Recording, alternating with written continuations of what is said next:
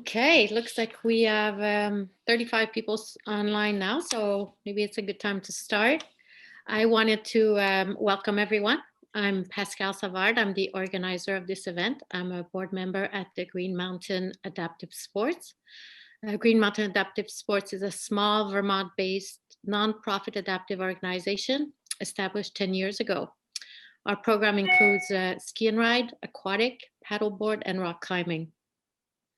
One of our main annual events is a monoski clinic, which is held at Stone Mountain Resort annually. And since that was not possible this year, we've decided to create these virtual clinics to remain connected with the monoski community. Well, little did we know that we would be connecting with over 250 monoskiers, adaptive instructors, and volunteers from programs all over the world. It really is such a tight community. So thank you all for attending today. We have just over 100 people registered for the clinic, including attendees from Sweden, the UK, Germany, Russia, France, Canada, and all over the States. This virtual clinic is our last one, and it's the last of 3. We hope that you will enjoy it as much as people have enjoyed the past 2. This event is a collaboration of our friends from the Spaulding Adaptive Sports Centers, Eastern Adaptive Sports, and Kelly Brush Foundation. Thank you, Geoff, Chris, Greg, and Keja for the endless hours that you've contributed to these clinics and also for being on the panel today. Also, a huge shout out to our friends Michaela, Pegleg Pat, Chris, Greg, and Liam, who came to Stowe this week for the video recording.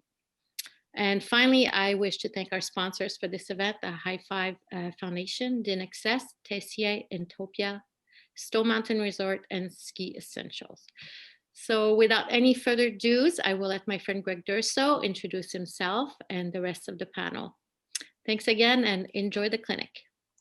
Thanks so much, Pascal. I'm actually really gonna miss this. This is our 3rd event. I've really had a fun time doing this, so it's been fun talking to all of you, and this has been really cool to have these conversations. So again, I'd love to introduce myself as the moderator. I'm Greg Durso, the program director of the Kelly Brush Foundation. The Kelly Brush Foundation, if you guys don't know, is an amazing non-for-profit. We help people with spinal cord injuries live their best active lifestyle by providing grants for adaptive sports equipment like the monoskis you guys hopefully have and see and use, as well as other adaptive equipment. We've helped over 1,000 people. We've given out just over $2.7 million. I was one of the first grant recipients a long time ago. I know how much this adaptive equipment has changed my life, and I'm just here on the other side hoping to give back and give people the same opportunities that I have, because I know how much it's really helped me thrive post-injury. So again, I'm really happy to be here and do this with you guys, and I'd love to introduce Geoff Krill as our next speaker. Geoff? Hi there, guys. Really psyched to be a part of this panel, again, and to continue kind of this discussion about monoski, equipment, and obviously here with the movement analysis clinic, because this is a really huge part of it, and even how it relates back to our previous clinic of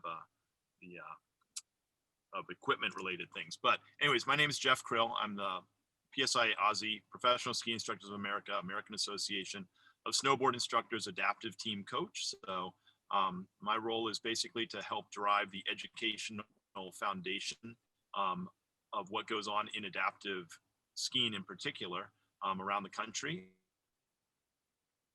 I think we lost Geoff there quickly, but to things where it's going on in the world. My background is I've been a sit skier now for 26 years. And I've also worked on the able-bodied side of skiing as a technical or training director for a resort, Loon Mountain Resort in New Hampshire in the States. So love doing this, and I love to talk about skiing every day. So we're going to do it for a while today. So thank you, guys. Thanks, Geoff. Also, a big shout out to Geoff, who's in his car in the parking lot of the airport right now, doing this for us. So thanks for being here, Geoff. No matter where you are, I really do appreciate it. So cool being to see you for being there. And our next presenter, another amazing human being and a good friend of mine, Chris Young. Chris. Hey, everybody. Welcome back to the 3rd round of these clinics. And we've kind of set you up with information about what kind of machines and such. And now it's all time to talk about turns. Myself, I've been making turns in a monoski for my goodness, about 38 years, and have seen all the different types of equipment innovations as well as technique innovations. As equipment got better, we could get better as skiers, and then that drove more equipment innovation, and the result of that is what you see today. And hopefully we can break it down a little bit for you here and give you something else to look at and improve everybody's skiing along the way. Great. Thanks so much, Chris. Appreciate it. Also like to thank our presenting sponsor, High Fives. We got Landon McGully is on the call. So if you guys have any questions about them, another amazing organization granting out a piece of equipment for adaptive sports equipment, Landon's a great person to get in touch with and be part of. So there's all his contact information as well as some information about the High Fives Foundation in general too. I also encourage you to check out their video. The link is there too, and some of the work that they do. So Landon and High Fives, thank you guys for being such an awesome group in this community and helping everyone do just amazing things as well. So thanks, Landon. Thanks, High Fives. And again, just a sincere thanks to our sponsors again, our presenting sponsor, High Fives Foundation, Didn't Access, Tessier, Stone Mountain Resort, and Ski Essentials for being a part of this and making this such a wonderful third Après event. So I'm excited. And I think without further ado, we can kind of talk about the agenda here and what we're going to get into. I think first things first, we're going to talk about the 5 fundamentals of skiing. This kind of like all the technical terms you guys are going to hear us talk about today in video analysis and really get a better clue of how to really improve your skiing and things to work on, take away from this. Again, we'll have our video reviews. We had 5 monoskiers join us at Stowe, so we'll introduce them when their videos pop up, have them tell a little bit about themselves and their abilities and kind of where their home mountains are. And then question and answer is a little bit differently, I think, than like the last times we've had. I think it's really important that you guys ask some questions using the chat box as we're actually going through the slides. I think it'll be more hands-on for you to ask questions as we're going over these things. So don't be shy. If you have questions about what we're talking about, the technical terms, some things we're trying to do, really ask in that chat box, and we'll try to get those answered throughout the presentation. And again, also at the end, if there are more questions, we'd be happy to take that. But really ask your questions. This is our way to show you how to improve your skiing and different dynamics you can to do that. So we're really excited to get that going, and let's get this rolling. So first one, the PSIA 5 fundamentals of alpine skiing. And Geoff, why don't you take us away? This is really your bread and butter, and I can't wait to hear you talk more about that. Yeah. So really this is sort of from Professional Ski Instructors of America, these are the 5 fundamentals of alpine skiing. And what's great about these and the way they were written, they are, when we say alpine skiing, it doesn't matter that you're on one ski, you're sitting, you're standing, one leg, whatever it may be, it's just skiing. So these are just fundamentals of good skiing. And as you read through these, this is the way they're written, but they relate extremely well. And actually, they wouldn't have actually put them into existence if they didn't meet the needs of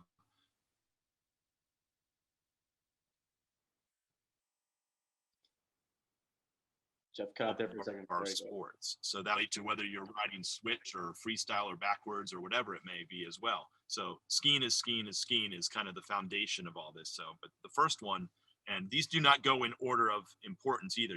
In other words, because they're fundamental, you can't make it down the hill without doing a combination of them. You may be able to do a little of one versus another, but there's no way that you can actually make a ski turn or get down the hill well without bringing them all together to create a good turn.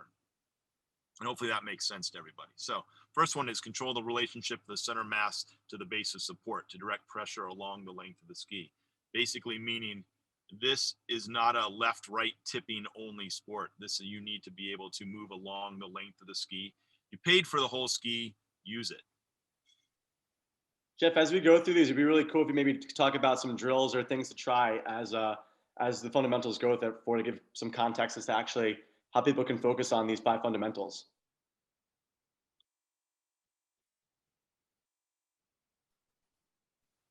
Well, play with that at different parts of the turn. When you initiate, feel the difference when you move forward towards the tip of the ski.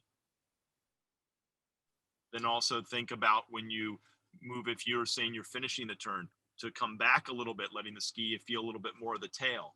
You want to feel when and where you can use that ski to your benefit. And that's really important. I think a lot of people become very central and more tipping, but it is a fore aft sport. You need to be moving forward and with your gear to engage the ski well. So really try to move your body forward and Chris, back. you have any comments? Sorry, yeah. So really try to move your body forward and back to feel like that in between point that makes sense for you. Sure, and I've said this before. You know, if you were to feel for when you move forward through your ski, you know, and if I went through the arc with my hand, I'm going to feel my fingertips, and then as I finish, I'm going to feel the palm of my hand, right? So if you're going to do that,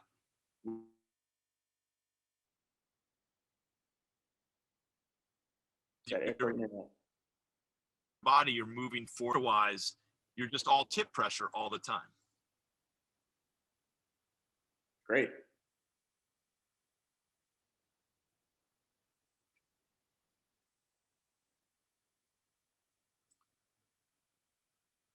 All right, control the relationship to the center of mass to the base of support to direct pressure along the length of the ski. So you have to be where you move your center of mass. For us, really, that's sort of our chest, head, and shoulders, right? And where we move that and when we move it and how far inside is how we direct pressure to that outside ski.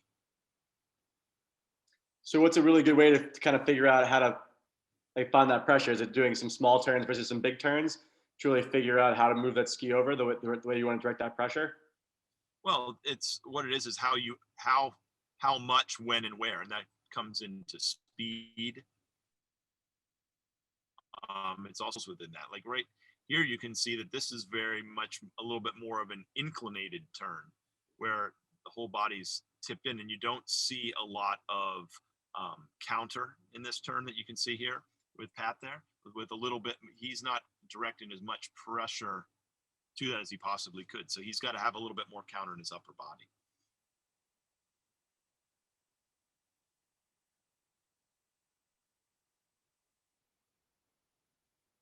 This is a great, so control the relationship.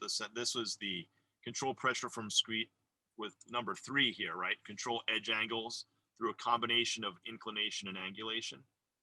So here in this shot, I mean, this is what it is, this is when you're talking about being able to create angles in your ski. And there are differences upon ability level, but a lot of this can come into ski setup, the seating setup.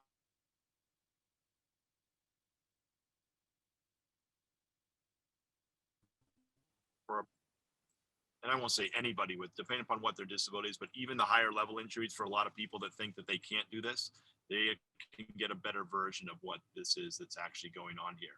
And it's that combination when you create these angles, it actually moves. Instead of if her head was tipped inside here, then she would have there'd be a lot more weight inside on the turn. But because she's able to create these angles, she was able to move inside, starting with inclination or tipping, and then able to start to create some angles at her pelvis. And that directs a much more direct line of pressure to that outside ski. And this is the same picture that you would see for any alpine skier at the highest levels in World Cup. And we as sit skiers can develop this as well. It comes down to technique, and it comes down to setup, and it's sort of a willingness to change your style. And Geoff, what's a really good way to work on this, or things you can think about when you're on the snow to try to create these angles or figure out how to do inclination, angulation? What are some things or tips you can do to think about this on the hill?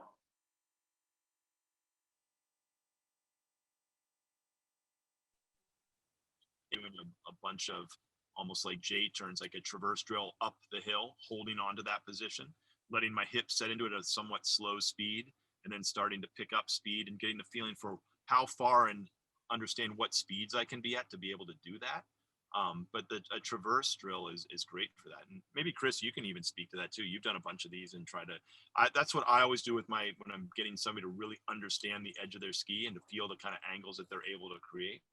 But of course, you got to have a little bit more speed to get angle as severe as you have here with Michaela. And one way to get a sense of what Geoff's talking about with movement is to try this not moving. When you get out of your chair or whatever it is you use to get to the snow into the monoski, sit there for a moment and make these angles that you see Michaela making here right there without even moving, and allow your body to feel what that does to your body, and recognize those as good things. And those are things that go in the good column, not the not so good column. And then take this out to, don't go out on the hardest trail. Try to pick something nice and wide. Try to pick something kind of gentle. Give yourself some space so you don't have to concentrate, worrying about running into somebody while you're focusing and concentrating on trying some of these things. And then, like Geoff says, just be progressive with it. Allow that angle that you see here to take place. Some of you are going to make more than this, and some of you are going to make far less than this. What you can make is what you can make, so use it and see what that happens. See what happens on the snow. Feel what's going on. Even so much so, if you had a friend that you were skiing with or a family member, and maybe they could video a little bit, and you could look at yourself and go, oh, okay, I didn't do anything. It felt like a lot, but I didn't really do anything. So try it again.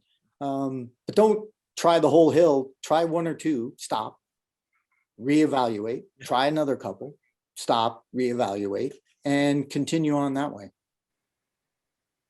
Yeah, I always found that, in these first ones, you got to be real careful, because you can set that edge and ride it right around up into the trees very easily with this one. When you feel it for the first time, because it's the first time you've really felt your edge locked in like this.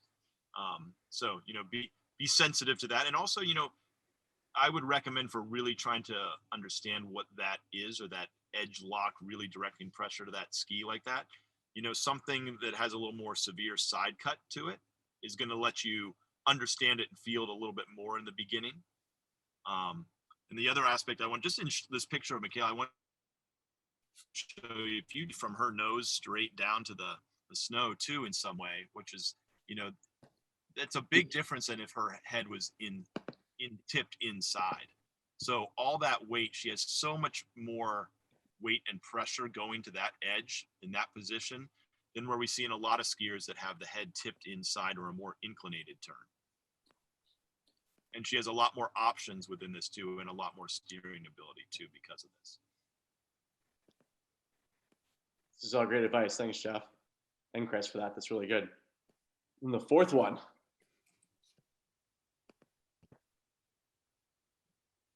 All right. Control the ski's rotation, turning with leg rotation, right? Of course, this sounds confusing with leg rotation, right? So if you really think about, our outriggers take the place of our legs. So our ability to steer from our forearms, if you will,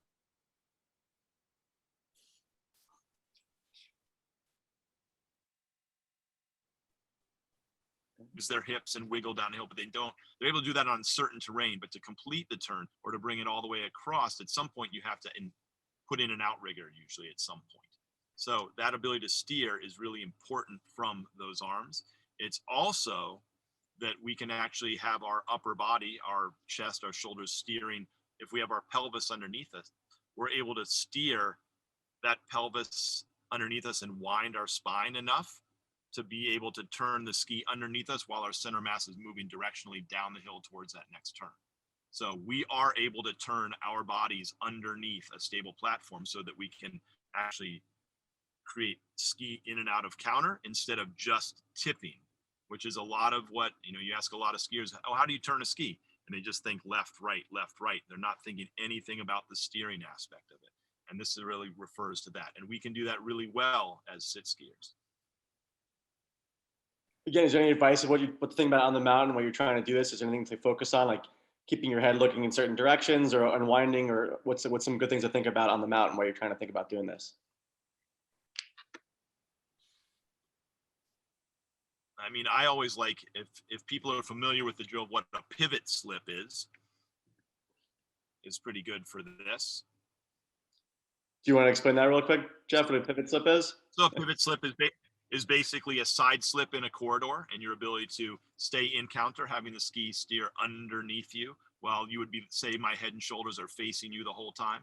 but I'm able to steer that ski underneath me very flatly. So it's a very pivoty turn within, you know, a ski length and a half corridor without any kind of divergence.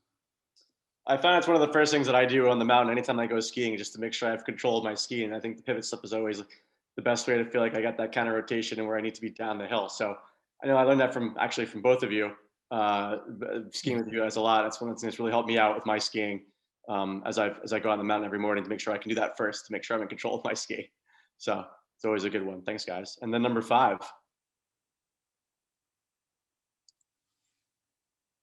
So how you regulate the pressure created by the ski snow interaction, you know? And so this brings into, you're able to regulate pressure in a variety of different ways.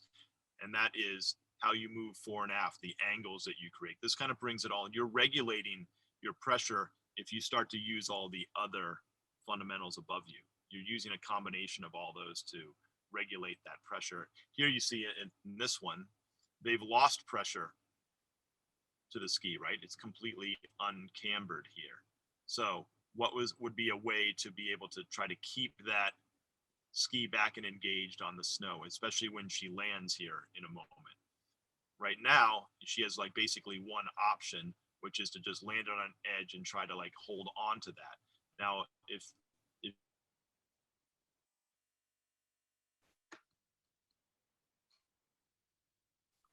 it allows entrance and being just tipped inside there at this point. Geoff, you Do just you have cut any out real thoughts on quick. that? Yeah, you just cut out real quick. Want to say that again? Okay. Yeah, so basically what I was saying, and in this turn, she basically has one option right now. She's got to stick that ski in and stay leaned inside against it. But if she had a combination of inclination, angulation, she'd be able to do have more ability to get more fore aft. Right now, everything's tipped inside. She has one option. So when you start to bring all these fundamentals into get together of good skiing, you have more options at your disposal when you get into a situation like this. So to better make that better turn, you want her to take her left shoulder and drive it more up, right? Is that what you're trying to say there? Well, I'd love to see her a little bit more level so that when she lands, right now, if she doesn't, if that hits a little bit of ice or something, all of her weight is inside. Gotcha. And far inside. Great. And then before we actually move on, we have a good question from Eli. I want to work into you guys. Maybe Chris and Geoff, you can answer this. So Eli says, any advice on maintaining contact with the bucket as you lean forward? I found that when I lean forward to initiate the turn, my back lifts off the backrest. And without any part of my body that has sensation touching the bucket, it's hard to feel what the ski is doing under me. So, have any advice for that? So at first, are you using an ab belt? Do you have that connection from your front to the back? Are you using a elastic ab belt or a rigid one? And you would transfer your perception from your back to the front, and know that because it's connected with that ab belt, it would be the same thing. You know, you got to think about that, Chris, just like the front of your ski boot. You feel the front of your ski when you move forward into the shin of your boot or to the corners of it, right? You're able to feel that hip pressure here. And it's the same thing for us in our seats, as if we have something to move against. And I also, Eli, I don't know if you have a clamshell bucket that's not connected in the back. So when you move, there's nothing that you're pressuring with to get there. So, you know, that's where some of these ab belts and whatnot, if you don't have core strength, you wouldn't feel that tip as much. So something added, like Chris was just saying, can help you feel that a little bit more. Yeah, and I think to Eli, to your point of being a T3, I'm a T4. So the straps I have go across actually my chest to keep me where I want to be supported. And I actually just moved to a new over the shoulder type of strap that's really helped me even more. I can get into that more in a little bit, but as a T4 myself, really making sure that strap is across your chest, but it also, as you said, does kind of block you out on the angulation stuff. But whatever makes you more comfortable, I think is what's going to be good for you. I think having the support in the chest is probably going to help you the most, rather than having it lower, because it's just going to hang you forward instead of being able to get back into the backrest like you're talking about to actually make. Then you won't be able to make any of those moves that we're talking about 1 through 5. So I think having the support in the chest is probably what you're going to want to start with first. Thanks, guys. This is great. So I think Even now, for myself, go ahead, Geoff. Yeah. yeah, even for myself as a T7, T8, I rely a tremendous amount on that ab belt to develop those pressures and to have something that actually helps bring me back to neutral as well, instead of just hanging it out there and it just stays there. It gives me a rigidity to move against, to direct it, to help those pressures be created, but also allows me to come back and release so that I can do that fore aft type of movement that I need to engage the whole ski. Plus, as you continue and your turns start to flow better together, that not always feeling everything is not always a bad thing. If the ski is turning, then you've got it and it's going right. And I don't always feel all of my bucket all the time. I intentionally use portions of it for different types of turns and different reasons. And then I'm more focused on where I'm going, and then instead of how I'm feeling while I'm going. Yeah, Chris, I'd also say to that too. I mean, if you don't always have to be fully extreme and like feel everything forward and everything back. You operate in this cone of control we've talked about, you know, situationally you use it differently every single time, right? This is great. Yeah. So I think so now these are the kind of the 5 basic things and some of the terminology we're going to be using as we actually start talking about and going over some video of some monoskiers. So I think let's get into some videos and go from there, and we'll start kind of introducing the players that we have doing this. And I think I actually believe I am first. So just a little bit about me before we get going. I'm a T4 complete paraplegic. That's kind of my ability level from that standpoint. My home mountains are usually Stowe and Sugarbush here in Vermont. So I ski a lot of hard packed snow. And yeah, be gentle with me, guys. Thank you.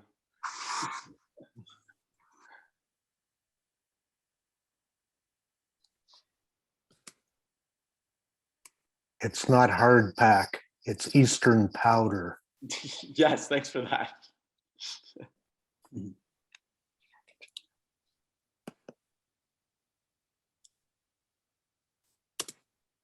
So looking here and seeing these turns and watching, just in movement analysis, there's kind of cause and effect, and it's easy to get focused on what's happening. Well, his arms are doing this and his body's doing that and this is doing that. Take a moment and we'll run this through one more time at full speed and just watch from the feet down. So here you can see, one quick second, here his feet are. Watch the movement of the machine from there down to the snow, and then see everything else. It's a common, easy thing to not see what's happening with the ski, and a snow ski is going to tell you how good your turns are every single time, and it's going to allow you. I actually utilize some first runs of the day. I'll ski right underneath the lift and then ride that very same lift. And I can look at my turn, if you would please. And watching the snow ski moving to the turn.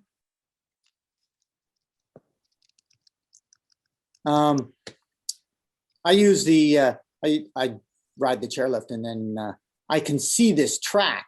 You can see here this track that's left in the snow. Monoskiers generally leave pretty good tracks in the snow. So if you have a day like this that you can see, definitely use that as a tool. And okay, so did I feel this? Did I feel that? Was I trying this? Was I trying that? And the snow is going to show you whether you did or whether you didn't. So now here we're taking a look at Greg skiing and remembering how Greg describes his body, and we're seeing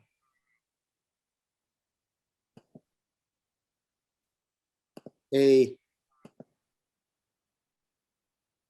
fantastic movement from this old turn from, let me get the draw here, from this old turn, I'm seeing movement this way, and the proverbial down the hill. I don't know if you've heard anybody ever talk about that, probably a million times. And go ahead. And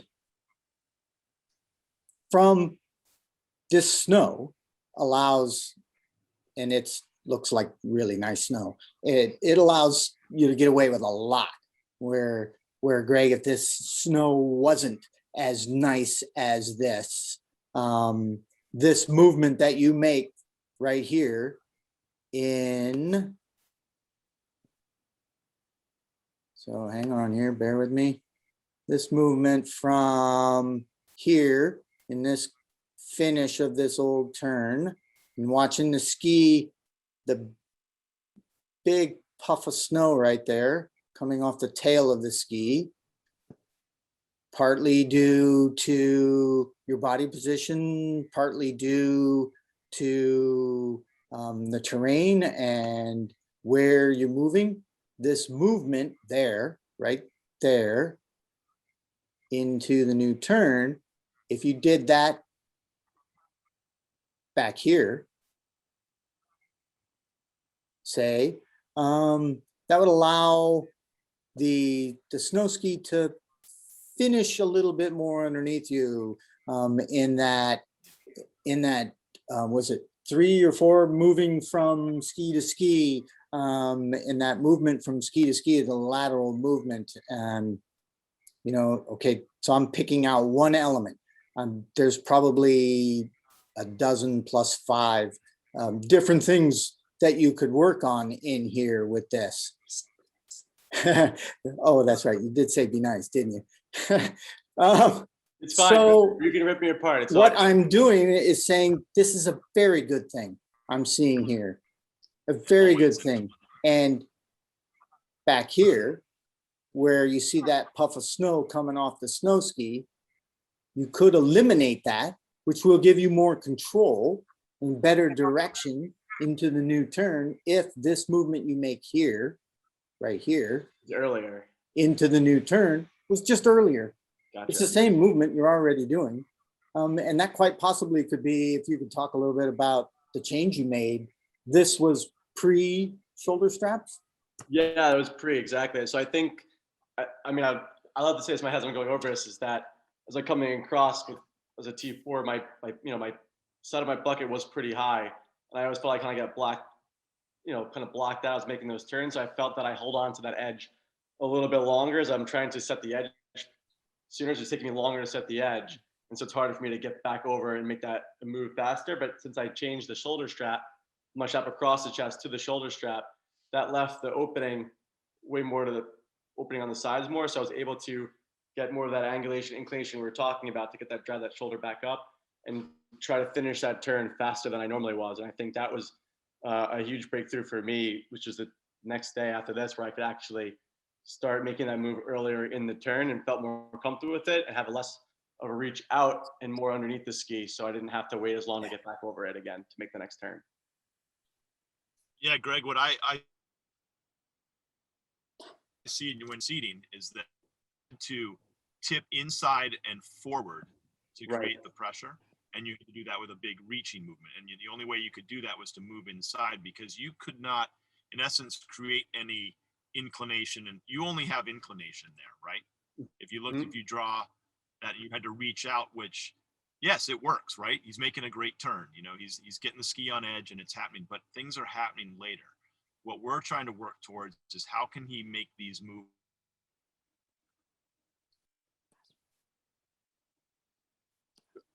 Yeah, how could he make these moves faster? And that connection. No, and something I've been working really hard on with Geoff with my bucket to like make it lower and open the sides more to create that better edge angle. So it's been fun to work with you two on this as we go through it. I'm really excited. Yeah. And a drill to think about this would be pick a nice, I might throw at you, pick a nice gentle spot that that you could, this trail is about, what are we looking at? Probably 25 meters wide, 30 meters wide or so. Take maybe 10 ish and stay inside that corridor and just try to move into the new turn. Don't try to finish a turn. Don't try to do middles of a turn. And this isn't something I necessarily throw at everybody, but especially since you've made this big change in your bucket, you know, like we talked about in the last couple of clinics, is you've been skiing now how many years? 10 years. 10 years, and you're a brand new person a couple days ago. Yeah, and, you know, there's so much more now you can do. So try just starting turns. Don't focus on the middle and don't focus on the finish. And this isn't something, a kind of drill that I might give all the rest of you listening. But for Greg, and I know his skiing really well, and I know now the change that you've made, just try starting the turns. So go start turn, start turn, start turn, start turn, start turn.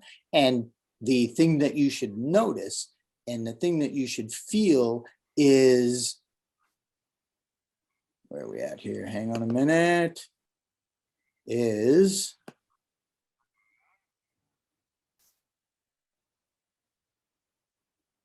right here to here, here to here is your movement into the new turn. And now I see 4 aft movement. I see lateral movement side to side. You've finished the turn and that your spine is coming unsprung. And if you were, well, hang on a minute, don't go anywhere.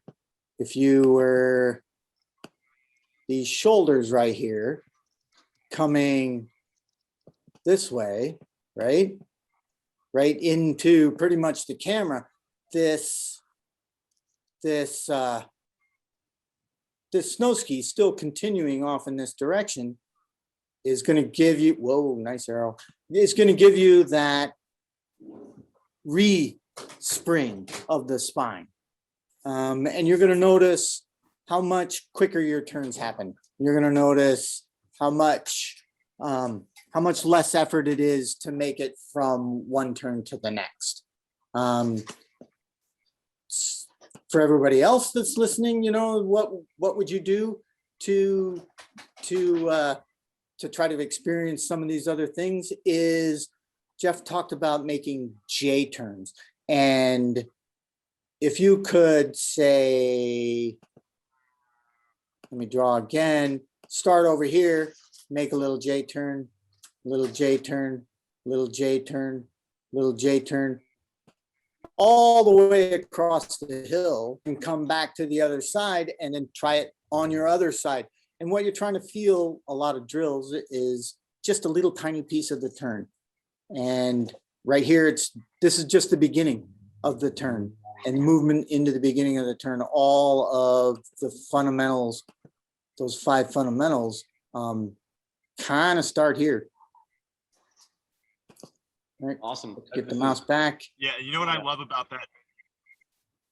Oh, that garland or the J turns, Chris, that you're speaking about there. What's great is you can actually feel that because you're turning in essence back uphill. You can really feel that overwinding, that oversteering of the ski underneath you, and then how it can really release, so that you really start to learn how to manage it really well. with a drill like that. Or, like that was the garland coming across. So you could do a bunch of link J turns if you didn't have as much space, one up the hill to the left, one up to the hill to the right, and try to like really work on that to kind of bring it all together. Yes, exactly. These are all great points. Hope everyone's taking this in. Am I done? Because that's going to let you really feel that functional tension in your lower spine above your pelvis. What's that? I said, am I done? It's just, it's just like a slinky when you wind it up and release it. This is good. No, thanks, guys. This is such great knowledge. It's good having you doing this anyway. So next we have Liam Wagner. So Liam, if you want to take yourself on mute here real quick and just let us know who you are, introduce yourself, what your ability is, your ability level is, and where you ski most. Yes, as Greg said, my name is Liam Wagner. I am 25 years old, 24 years old. We're not there yet. It is my third year skiing, and I'm incomplete L4. But yeah, so it's been my third year skiing, and I'm just doing this as much as I possibly can, trying to really nail in some great turns here. So Liam, let's see. Where do you live and where do you usually ski? Where's your home mountain?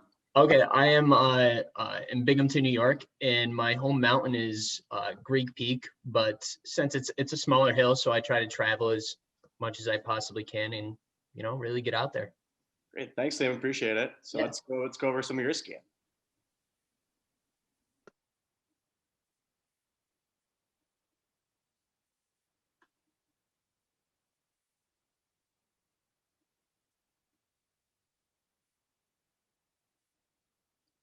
So Geoff and Chris, what are you guys seeing through here?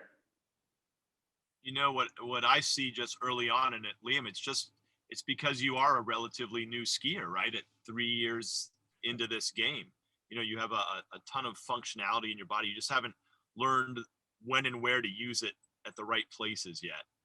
So I see a lot of the things that allow us to make a turn where you're reaching inside and it feels good and it hooks up and it's working well, right? But if you start to think about those fundamentals a bit, it's in particularly that combination of inclination and angulation. You see the pretty tipped in. What I see in that shot right there, I see a lot of your neck is angulated because you're setting up for the new turn, but you're very tipped inside. You have a whole nother range of joints, between your spine and right down to your pelvis where you could allow those angles to happen a little earlier and sooner, which is going to give you so much more ski performance. And I think that would make sense to you, right? You can kind of see absolutely. that in there. So it's getting a feeling for what happened, that bringing it down to the lowest possible joint that you can, whether you have function over it or not. So I'm a T7, T8, but I can use that low joint at my pelvis to get better angles, right? I just have to learn how to use it. And part of it is learning when and where to start to tip it in and start to think about it more at the top of your turn, where it almost feels a little uncomfortable, let's say, right?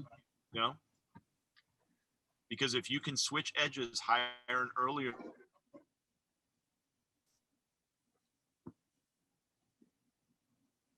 it's easier to release it. You won't have this giant amount of pressure at the bottom, which I think you're feeling probably right now.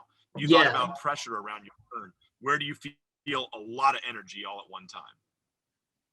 So I'll be honest, a little bit of that broke up, but I think what I was able to hear was there is a certain point in which I can feel a transition of a turn, and I know it's happening perfectly because it feels effortless. I know I have my body right when it goes edge to edge, and my torso, no, my shoulders haven't even moved. I do find that when I kind of, like you said, leaning in with my neck a little bit more than say my pelvis, it takes a lot more for me to get back over to that other side. And especially if I'm not doing something like creating that angle at the right speeds. But the other part that I try to fight a little bit is exactly when it starts hurting.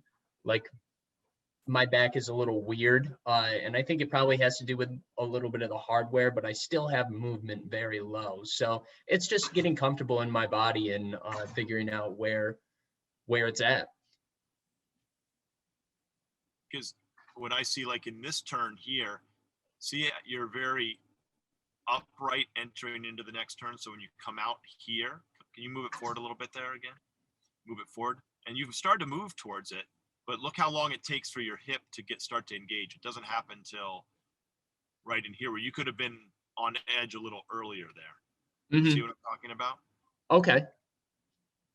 Yeah, it takes till you don't get on, you're not on your new edge, back it up a little bit until you come into the fall line a lot more here. Yeah. So see how it's just delayed and now you're flat almost going downhill and then you're able to engage the edge.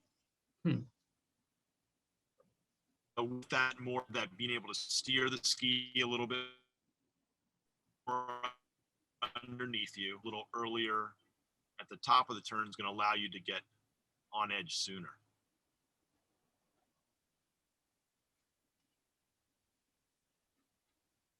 Do you have anything for him on that? Yeah, definitely right. Like Geoff was saying here in this transition of this turn, this time from your exit, transition, watching the snow ski, old edge, flat ski, new edge, but no body movement yet. That's the snow ski doing it kind of all by itself. That you were talking about, it felt really right. It is. Now, tell it to do it. Don't let it, it's going to do it all by itself. The snow skis, they like to turn. They kind of, if you get out of the way, they'll just do it all by themselves. Now, tell that snow ski to turn. Exactly like Geoff talks about. With your body in this movement into the new turn, you want that to happen back up here, not down there. And that movement for you is at the moment, a couple of things to add to your skiing is eyeballs looking right over here. I think that's kind of, well, that's not the arrow right there. Disregard that bottom part. You're looking kind of like at the cameraman rather than, whoops, ran out of mouse. Rather than, nice arrow, rather than out there. Your shoulders here are also facing this way towards the cameraman. If they were going, I know it's starting to get a lot of stuff on the screen here. I'm following you. This way towards your new eyes, if everything was moving together in your upper body, your lower body's already figured out how to go from one turn to the other. You're feeling the feedback from the snow ski and how the snow ski, when it bends, it automatically comes up underneath you. You kind of get out of the way and it's going to start new edge angle. And that's what we're seeing. Let me get rid of some of this. That's what we're seeing. Hang on for it. Here in this old edge angle, flat ski, new edge angle. That's kind of the snow ski doing that a little bit by itself. And then you start down here in your movement. So do everything you're doing down here, like on this turn back here, there's tons of activity down here at the bottom of the turn. Do it up there. Sooner in the turn, rather than,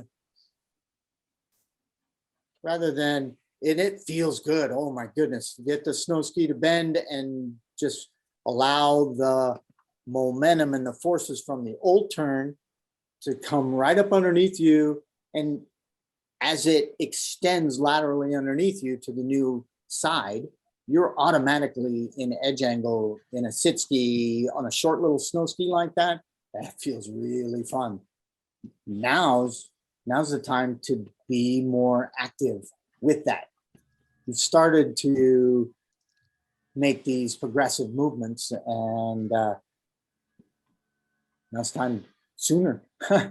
Sooner. So get out, take the same drill that Greg's going to take out on the hill, and find yourself a nice little corridor that people aren't skiing in, about 10 or so, 15 or so meters wide, and make a beginning of a turn, one right after another.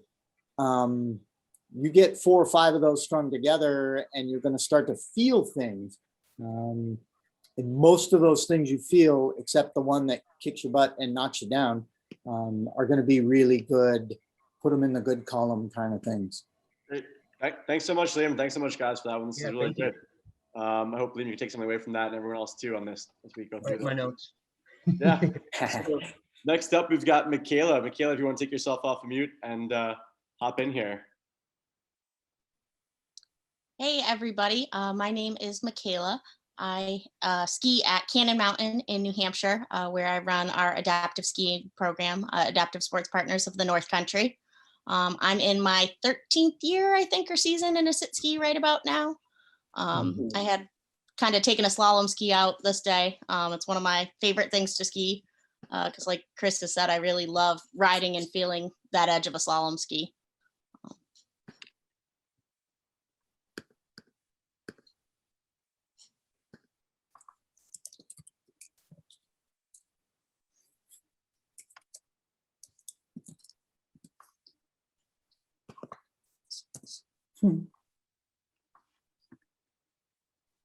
So there's a moment back here, which is super fun. What I was describing on a snow ski can happen on every single snow ski on every single terrain. It doesn't always, but the energy that Michaela has built up here in this old turn, and you can see this old turn on the snow when I was talking about riding the chairlift and looking at my old turn, it's right here, right? You can see it there in the snow as she's traveling along. This turn creates so much energy. She actually leaves the ground and is able to redirect that energy laterally, sideways, from one turn to the next, one side to the next. That's the transferring weight from one ski to the next and using the outriggers to create that extension, that balance a little bit. That ski, we're watching edge, flat snow skis all in the air. Now I've seen edge change right here. I'm looking at the top sheet. I'm looking at new edge angle way before the turn happens, way before any pressure has happened. And then bam. Luckily, it was pretty soft snow. And the fact that, Michaela, you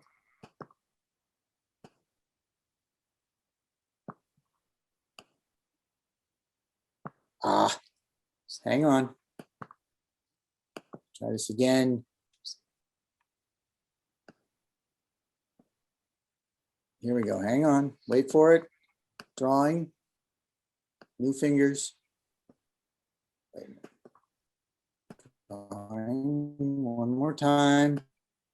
Are here, and your shoulders are also going here, and your snow ski is going here, all going together.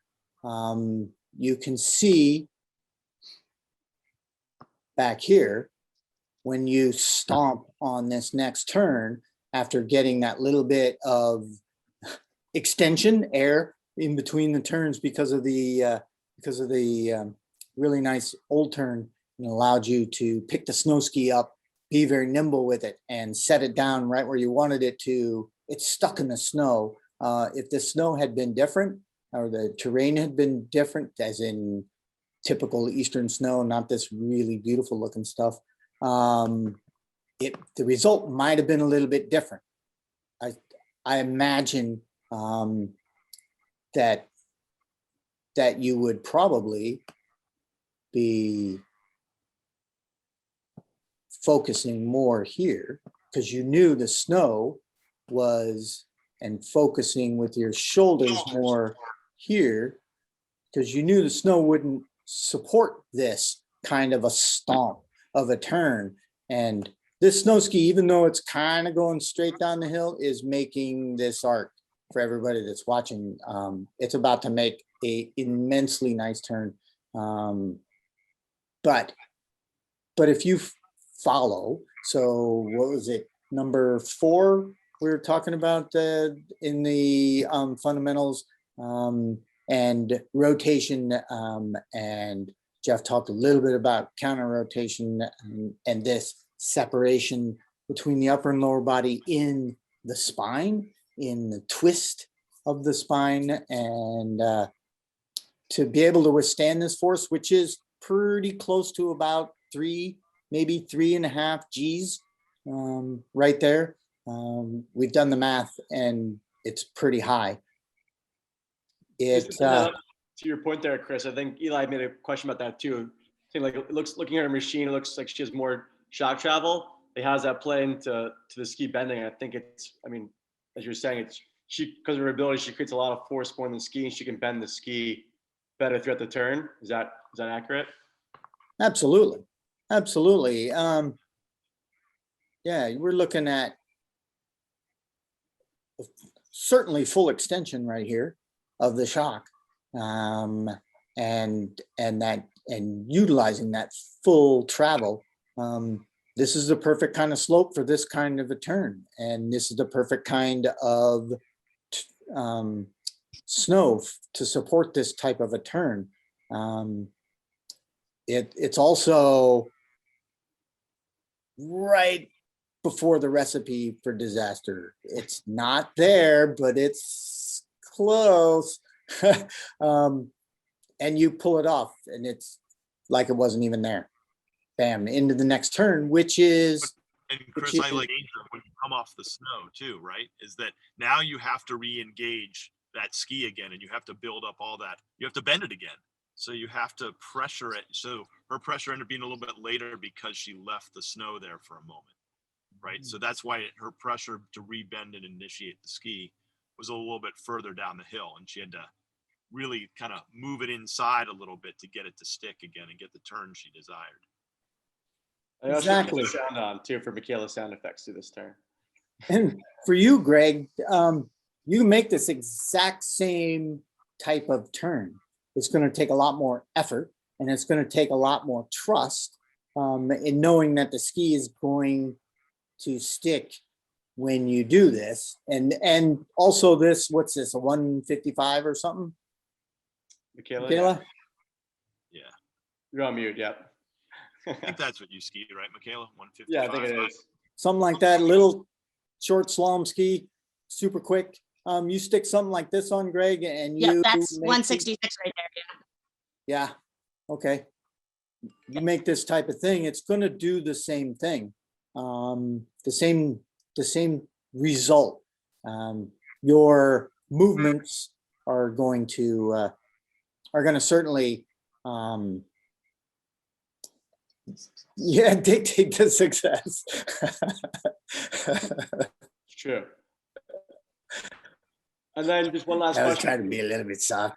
Yeah, one last question from the group. Nestor asked, how does one keep the ski in the snow at the finish of the turn there?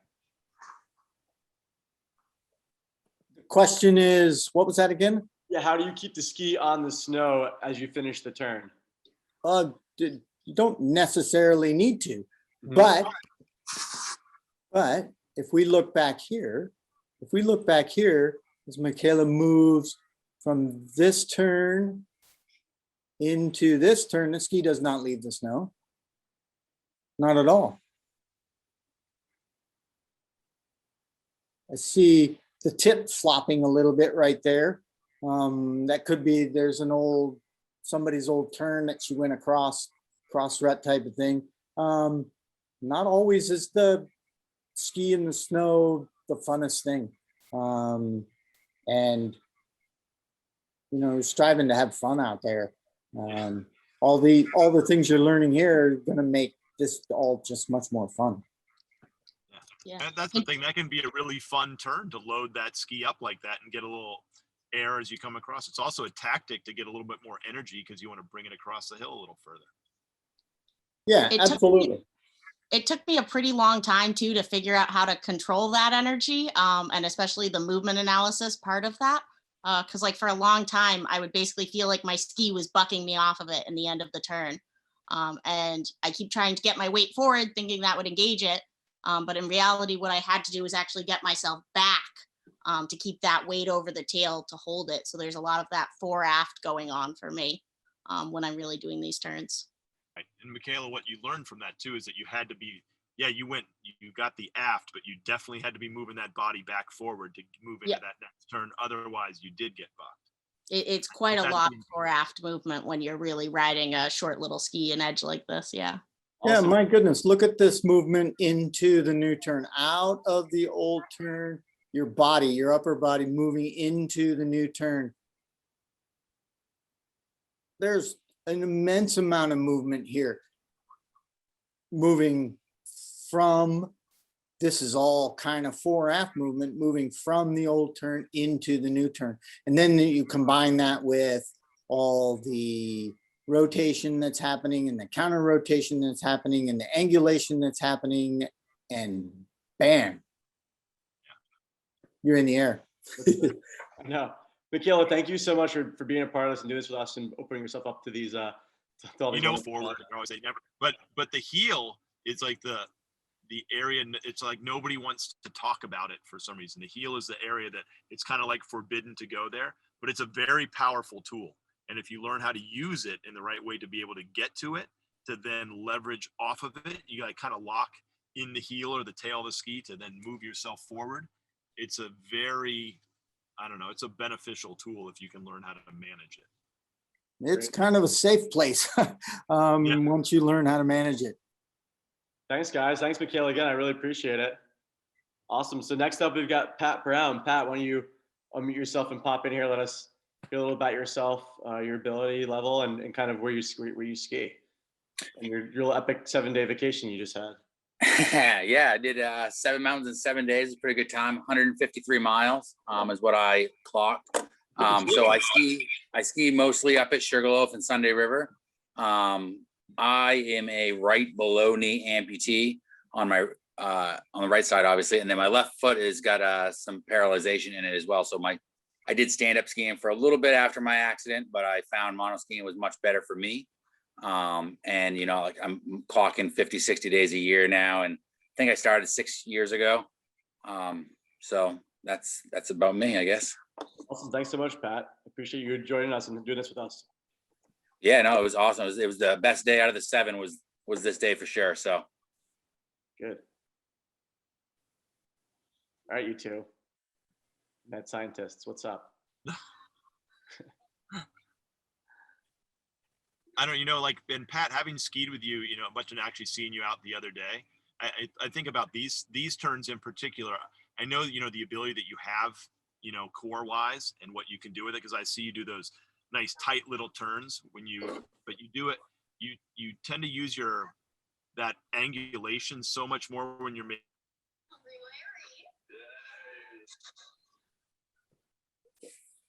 Geoff, we lost you there for a second. I think if you could add that, it would be really beneficial to your larger radius. Do you see that angle there? It's how it's really tipped in and your arms very extended. Mm-hmm. You could get your head just a little bit more upright and inside. I know Cage is drawing it, I think, there right now for us. Could you see the difference possibly with that? And if you could build that a little earlier, man, you would just bend that ski so much more and have so many more options for your ski too. You see that there, how you're kind of then you're still tipped inside against, you could get a lot more edge pressure to that outside ski to outside ski piece that we're talking about. You would drive so much more pressure and drive that ski really into the hill.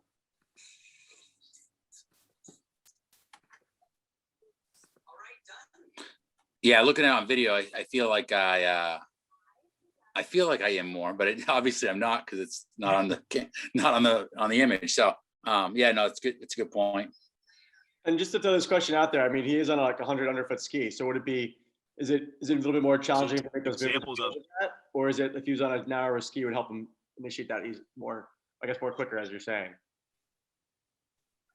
no more quickly. I think it's more that, you know what, you get out there sometimes and those turns feel really good. They feel very smooth. They feel very hooked up. It's just, what could you add to that, right? And this is a place where we can always, you can go out and make that turn all day long. It's awesome, right? You know, the ski, you could do more with it. You could put yourself in a better body position, that if something happens or you want to have a more of a variety of options at your disposal, when you're tipped in like that, you're not able to steer the ski underneath your, separate from your upper body as much, because your whole body's in against it, right? You can't twist it in that position when you go back another frame, right? It's harder to twist it. And you can kind of see that his legs don't steer separate from his upper body as much in these turns, because he's just like tipped in against it and enjoy.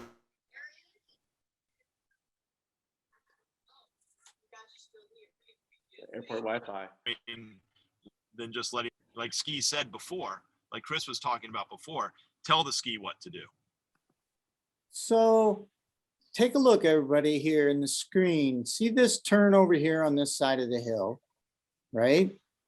And see this turn right here, right? Looking at these two turns on the snow, we see a relatively narrow track over here on the right of the screen. And right here in the center of the screen, we see a more smeared track, right? And that's part of exactly what Geoff's talking about here, is drawing again, is this kind of, this is your eyeballs, this line here, looking down here. Instead of, this would be the down the mountain kind of place, the look ahead.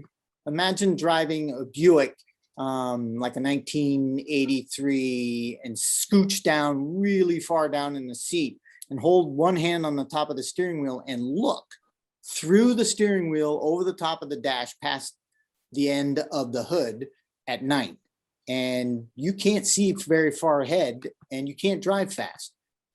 But if you're looking way ahead and moving to that next corner further down the hill, you will definitely be able to be prepared for what happens next.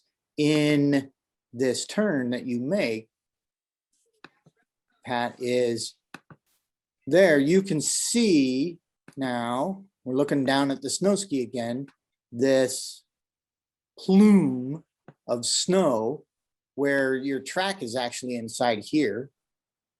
And when you go by it, the camera would have stayed looking back up here at where you were. It would have looked a bit more like this turn rather than this turn. And so that's the effect. The cause, like Geoff was talking about, is in body position and in your slow movements. You're not making wrong movements, you're making slow movements. All the same things you're already doing, quicker, more powerful, with more intention. More, I intend to turn here, rather than, okay, I'm turning here. Yeah. Yeah, you know what, Chris, if you draw that back for a second, watch, Yep. when you go back up the hill a little bit with it, you can really see how long his body stays in pretty much a static position and you don't see any movement for a while, right? From here Like in the all the way through, line, just kind till of hill. right there. Yeah. Until there's some change, right? Yep. Very static for most of the turn. You know, I stand corrected. Look at that line back there. there's a little bit more edge angle than I was able to see in that plume of snow. Cool. You, Pat. Thanks, guys. This is Pat, and thank you so much for being a part of this. This was an incredible day. We're pumped to have you out there. Yeah, I definitely can't wait to come back to Stowe and get some more turns in there. A beautiful mountain. Sounds good. All right, last but not least, we got Chris Collin. Chris, why don't you take yourself off mute here and talk about yourself for a little bit? Yeah, my name is Chris Collin. I'm from Southern Maine. I do most of my skiing up at Sunday River and Sugarloaf, but I travel around and do other mountains also. I love skiing with other monoskiers and everything. So I'm a T5, so I have a little bit higher injury. So I actually used what we were talking about before with those shoulder straps. I use shoulder straps to kind of feel where the bucket is and kind of give myself that range of motion. So that's kind of my biggest achievement of skiing has been those straps. Thanks, Chris. Yeah. There's a great moment in here. Watch this coming up here, where the ski hooks up a little bit quicker than you might have expected and finishes the turn a little bit sooner than you're ready to move into. And I can see those shoulder straps underneath there definitely helped you control that energy that created. That was a pretty close in danger of becoming, well, not in danger because it's super fun turn like Michaela was doing. There's a moment back here where this turn just hooks up and it stands you up here. That snow ski wants to leave the ground, and I can see this movement in the shoulder straps. Haha, that's super cool. You know, It one is. thing, Chris, I was going to speak to in there, what I love is hand position because of being a T5 there, that flexed arm underneath, it's not extended out. It's a joint that's actually functional for him. That's what's allowing him to do a nice transition from a high edge angle with that angulation and inclination there. Because that's flexed, he uses that as a little bit of as he flexes downwards off of it. And it's not a stem and it's not a push off. He's using it just like an able-bodied skier would use their leg as they extend across the ski. And it looks as if it's transferring across to the other Or side right for you. And that's probably exactly. He's able to use. super cool. Huh.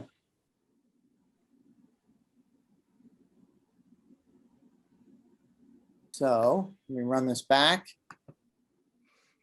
See the whole thing again. So certainly for you, Chris, this good movement that Geoff's talking about, you do exceptionally well on your left turn, and on your right turn, you're a little less positive with that. Something to consider in the future when you go out and find a corridor, the same corridor, and try to make the exact same corridor turns that the rest of these guys are going to make. Just start the turn. You're going to use your focus a little bit more towards the relationship between your riggers and that movement from start to start to start to start of turn, and making both sides the same. So first go out and truly understand and feel what you're doing with your left arm in your left turn, in your, what's that, right-footed turn, and add that to the other side. Add more to your right turn of what you're already doing on the other side. Yeah, I know even Chris, for me, that's for any of us injuries where we do not have ab muscles, fighting for that symmetry left to right is something that it's a constant battle. And I know I fight for it all the time, and it's, I'm playing with different things within my seating to make sure that I've got a level pelvis, or am I doing the same initiation moves with my outriggers left to right all the time, because it's very easy to change those things or to fight for that same feat all the time. Very nice.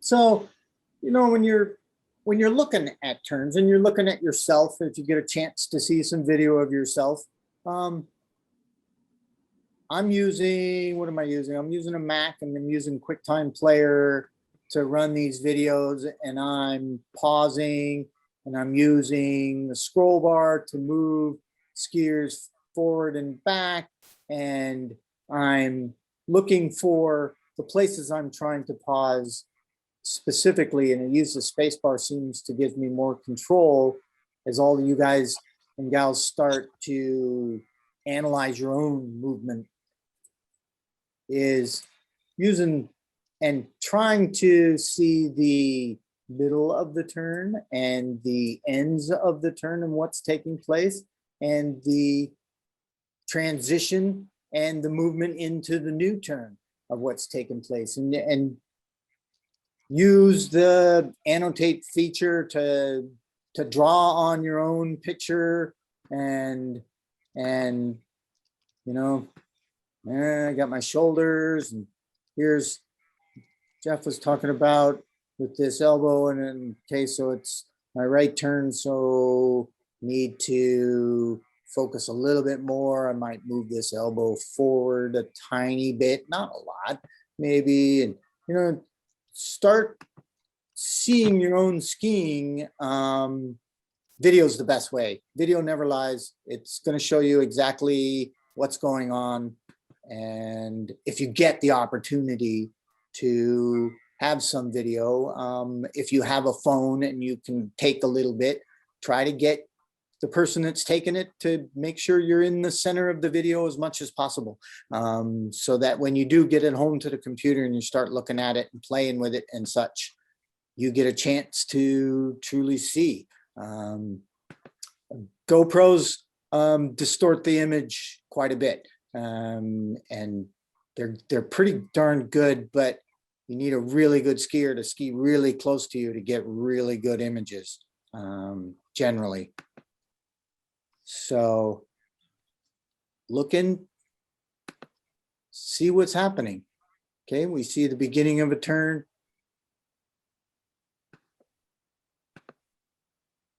You see a very patient, you're waiting, moving into the new turn. Instead of possibly right here, where you're waiting, start the new turn, start moving into the new turn. Start thinking about, okay, I'm moving into the new turn, rather than there. It's just that far. That distance was probably from here to back there is probably the length of one ski. Think about moving into the new turn one ski length sooner. Just that little bit of a change, you're going to experience. You're going to experience both turns. You're going to experience what you're feeling on your left side, on your right side. That's for sure. So a common theme has been, I guess, kind of waiting too long to start initiating the next turn. Why do you guys think that that's something that we seem to be doing, or versus like not, versus actually starting it sooner? I guess why is that? Do you guys think? It's a scarier move, because trying to move and bend your ski above and before the fall line is an intimidating place to live. And it's a trust thing, but I promise you, if you start to play with that, your ski will hook up for you. It will. And it doesn't need to be aggressive, right? It just needs to be done earlier. In modern skiing. But what's that? So it doesn't need to be an aggressive move. It just needs to be done earlier. Right, and it's actually a patient move. It's not a quick move. You don't dive into it. It's a move that you allow to develop. Patience at the top of the turn helps you get there. Oh, Guys, just done sooner. And in a monoski, on a shape ski, the end of the turn, if you get that snow ski to hook up in the snow, that feels so good. You feel like a king out there. So why get rid of that? Why move into a new turn? I feel so good where I am. Just when you start to experience the beginning of the turn and that movement into the turn, you get to experience being king from start to finish rather than just the finish. Thanks, guys. And Chris, thank you so much for coming out and doing this too. And thanks for being so helpful, making some great turns out there so we can really see how it's done. So I appreciate it. I think bottom. Yeah. No, and just be about like, It's, you know what? Go ahead, Geoff. No, what I was going to just say real quick is that what I love about what we're going over here is that we're really talking about developing sit skiers to ski with modern ski techniques, right? It's not so tippy and it's not so inclinated. It's, you know, when you start to use these things of being able to steer underneath your body, you're creating inclination and angulation instead of just these like inclinated turns a little bit more. You're actually exposing so much more that you can do with the ski in a variety of situations. It opens up so many realms for you and what you can do with the snow ski. And I think for a lot of years, we didn't think that we could make these moves, and now we can. And, you know, I know that's a lot of the development that we're trying to work on here in the US, and Chris and I have been talking about it for years. And you're seeing that, you know, instead of like in this one, where you're following the ski a lot more with your body, and you saw in a lot of our skiers there that you guys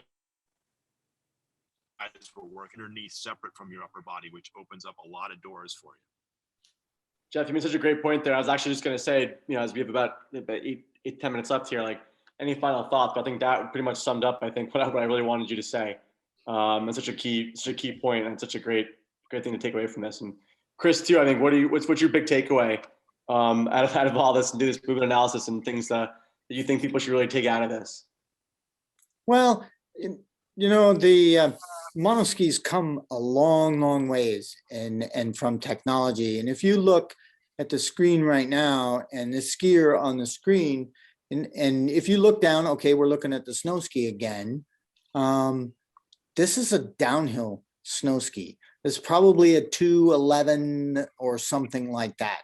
And this person is probably traveling at somewhere close to 65 miles an hour while they leave this snow. And when we first looked at this turn, we thought, well, okay, they're not really pressuring the ski. Well, in this particular instance, you can't. All you can do is ride around because of the amount of speed and the amount of forces that are built up. But, you know, what the monoskiing that we do, the everyday monoskiing that we do is the whole mountain. It's not just this race course. It's anytime, any place, any condition. And you need to be able to turn in all those types of places. And the reason you need to be able to turn is because they're fun, and because you want to miss a tree, and because you don't want to take that trail which leads to mandatory airtime, or because somebody fell on the trail in front of you, or because you're skiing underneath the lift and making really good turns and everybody's hooting and hollering at you because you're making really nice turns. Turns are really amazing. And we as monoskiers have this unique opportunity. Our legs don't get tired at all. And we can ski and ski and ski and ski and ski. And so we get to practice and practice and practice and practice. And every day is a chance to get a little tiny bit better. Another amazing point, Chris. That was really well said, actually, and super true. And I just want to thank you and Geoff so much for all the incredible knowledge you guys have dropped in these last three events. It's fun for me to talk about this with you guys every day, and I'm really happy to share this with everybody else that's on here. And Pascal, thank you for putting this together too, and then the rest of the 4 monoskiers here, Chris, Michaela, and Pat for coming out, and Liam for doing this with us. It was really fun to be a part of this. And we have a few minutes left here. We can go a little bit over, but I'd love to open this up for some questions and answers from you guys, and really just any questions for us and for Chris and Geoff to really answer it. And just questions about your own skiing and some drills you can take out to your mountain, whatever you feel necessary. Now's the chance to do it before this season is coming to seems like a quick ending here. I felt like we were just in the middle of it, but it's spring is here, and moving away. So guys, thank you so much for being a part of this. And please, if you have any questions, now's the time to ask. Happy to answer them.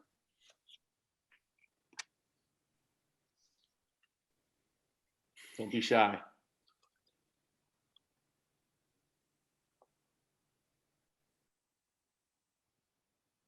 Anything, anyone? Can you hear me? Yep, gotcha. So this is Nestor. I do have a question about shoulder straps. I think I posted in a chat, probably didn't get picked up. But there was some discussion of the use of shoulder straps. And can we talk a little bit about how to choose select straps and where to attach them to a ski? Yeah, Geoff, you want to take that one?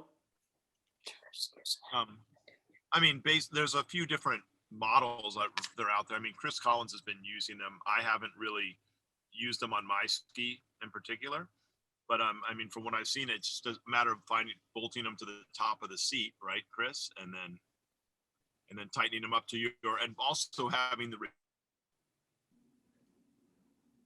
rigidity can allow you to create angles, so you're playing with sort of the tension of them. I know that's that's kind of what I felt. You could make it too tight and then you'd have not enough movement. And then if you made them, and it could also like spring you and move your hip and kind of get a downhill edge crash if you made them too springy. But you kind of got to fight for what is that right tension, right, Chris? Yeah, tension was a big thing that I actually had to deal with and find out where I wanted it. The biggest thing for the top of it was going a little bit closer inwards together because I was having a problem with them slipping off my shoulder mid-turn. So I went in pretty close. I think I'm like 1.5 inches or 2 inches away from each other in the back. So that way it keeps it kind of tight on the shoulders. And then on the bottom, I went inside the bucket as far back at an angle from my hip. So that way it kind of like sucked me kind of down into the bucket. And then I just played with tension at that point. And I went with they make a couple different styles. I went with the one with the zipper in the middle. So that way I can actually take off one at a time. And then when I go to get back in, I can put one on, and then zip up and then throw my jacket on top. I found that one was a little bit easier instead of having the whole mechanism come up and over your head and you have to take your helmet off and whatnot just to get that over your head. So that was my biggest learning curves on that. Hopefully that explains it. It's great. And can we think of this as the equivalent of a power strap on a stand skier's boot? Is that a good analogy? I wouldn't say it's the same thing. And this is more about how it controls your ability. It gives you more control over your angulation, right, Chris? It gives you a little bit more flexion, extension as you move from turn to turn. Instead of, it's not a power strap, I think, is to hold you tight around the cuff of your boot and give you rigidity like as you move forward. This strap is more to allow you to move side to side, directionally, diagonally, not really a word, but forwards and towards the tip, but also to allow you to create that combination of angulation and then have something that helps pull you back up and back to your center when you want to move across the ski, right? So this is a compensation that gives you more lateral control that you may not have because of the level of your injury? Correct. Okay. Yeah, I found that it actually gave me a little bit more confidence in allowing my hip to drop and get that on edge. Because before I used the shoulder straps, I would try to do that and it would engage really quick. And I got nervous and then it just didn't work out. It was some of it in my head, some of it in my body. So those straps actually gave me that ability to allow that hip to drop, get that on edge and control it with my shoulder and tension to allow it to go in more or less. And it kind of goes right back to that video that we watched of me going and all of a sudden it bit in really hard. That was just a little bit of me fooling around with the shoulder strap and allowed it to dig in a little bit further, go drop the hip more. And then that shoulder strap allowed me to come out of it and then go into the next turn without eating it. Great question, Matt. Thank you. I have a question about one of the fundamentals. Sure, John. Yeah, thanks. So it seems like with ski shape, while fore aft management is still important, it's a little more nuanced now than it used to be. So it is more about how you're tipping the ski, timing and intensity. You still have to pay attention to pressuring the front and the back of the ski appropriately, but ski shape has done a lot to kind of minimize those big gross movements. Is that correct observation? Yeah, I think it's allowed us to move from a smaller cone of control, John, you know, like, Yeah.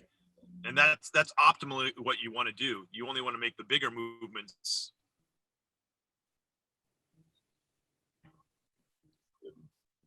I think I got where he was going.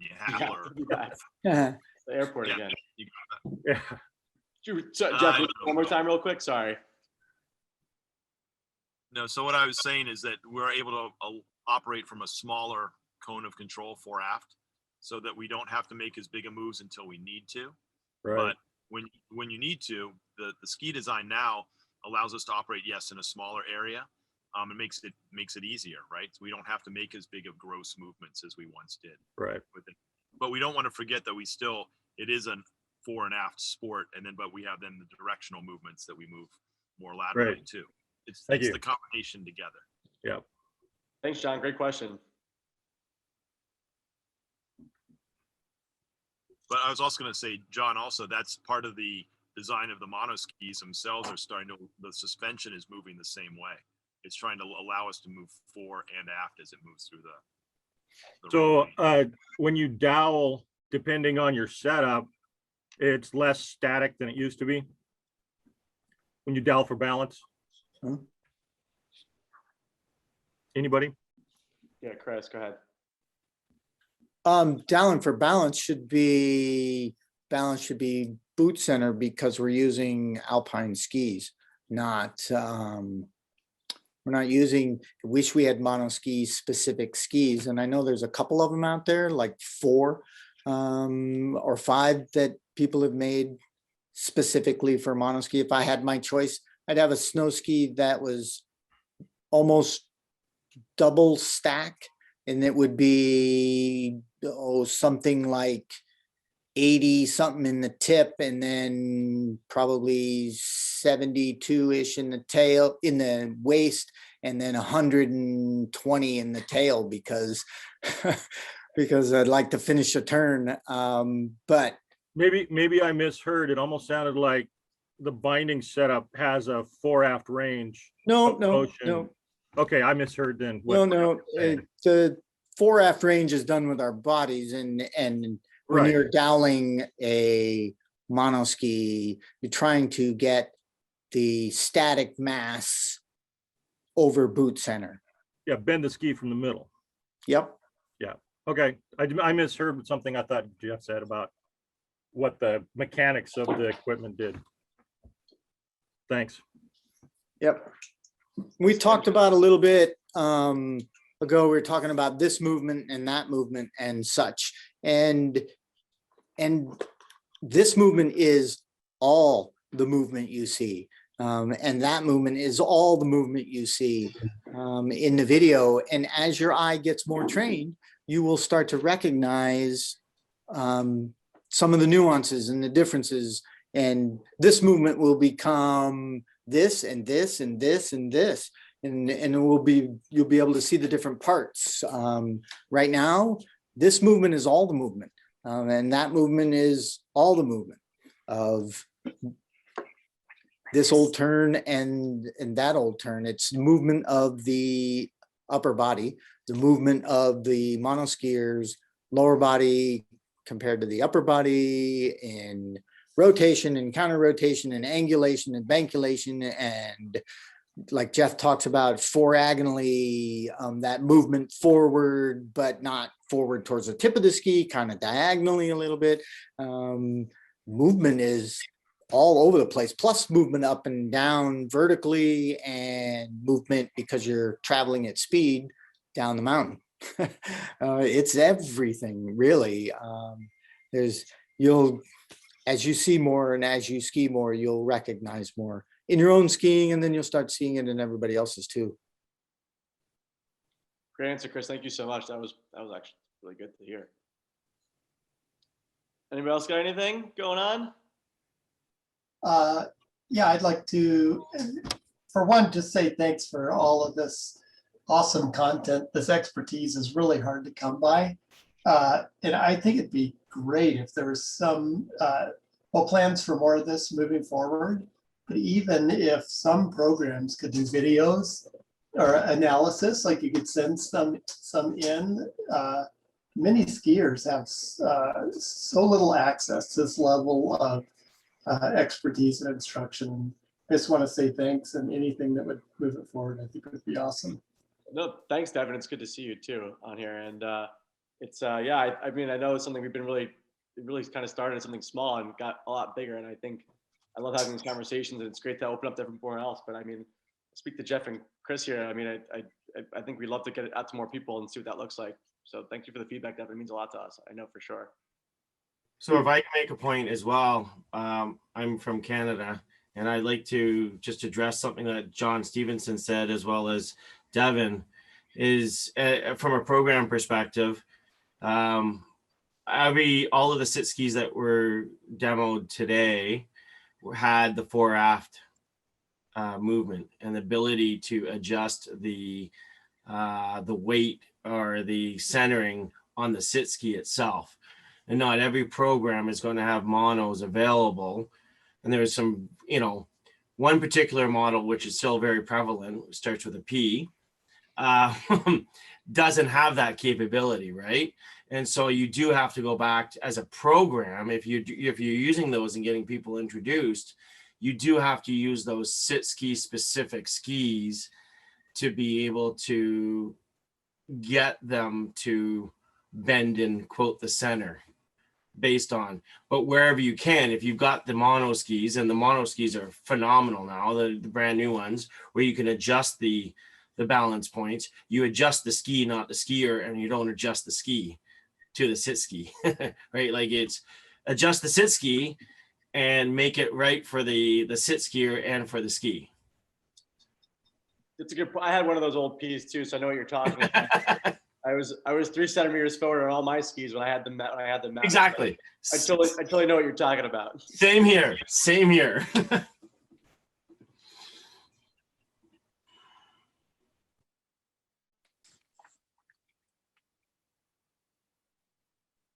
Anybody else got any questions for Geoff and Chris while we're here before the season's over? I know this wealth of knowledge is pretty impressive, as we keep saying. So if not, hopefully we can do something more like this in the future. And all your feedback is super important. So as Pascal said, we'll definitely send another email after this with like a survey. So if you guys want more of this, please fill out the survey. Let us know your thoughts, what worked well for you out of the 3 sessions. And if you didn't catch the other 2, Pascal will have all that for you too as well. Another email follow-up to follow this. And this is recording as we speak, and we'll send this out to everyone too. So if everybody else is all finished here, I think we can call this Sunday it, and hope everyone enjoys the rest of their spring and summer, and as things hopefully open up more, and we can enjoy next ski season more. And I'll see you guys. So that's it. Thanks everyone for joining us. This has been really fun, and I had the best time doing this, and I'm actually gonna miss having these conversations, guys. So thanks again for everyone involved, and good to see everyone again from all over the world. This is pretty cool. Thanks, guys.